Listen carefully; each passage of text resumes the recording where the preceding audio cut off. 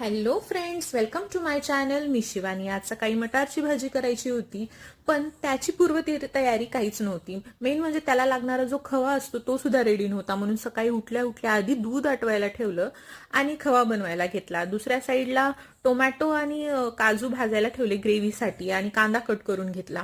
तोपर्यंत छान असा खवा पण झाला होता आणि ग्रेव्हीची टोमॅटो पण भाजून झाले होते. त्यानंतर फोडणीची तयारी केली. फोडणीमध्ये जिरे, मोहरी, लवंग, दालचिनी आणि तेजपत्ता टाकून 2 कांदे टाकले बारीक चिरून. त्यानंतर लाल तिखट आणि गरम मसाला टाकला आणि तयार केलेली ग्रेव्ही त्यामध्ये छान टाकून घेतली. त्याला छान तेल सुटेपर्यंत भाजून घेतलं आणि त्यानंतर त्यामध्ये गरम पाणी टाकलं आणि 2-3 मिनिटानंतर उकळी आल्याच्या नंतर त्यामध्ये हिरवे वाटाणे टाकून घेतले. खायला खूप छान झाली होती भाजी. ह्याची युट्यूबवर कुठंच रेसिपी नाहीये.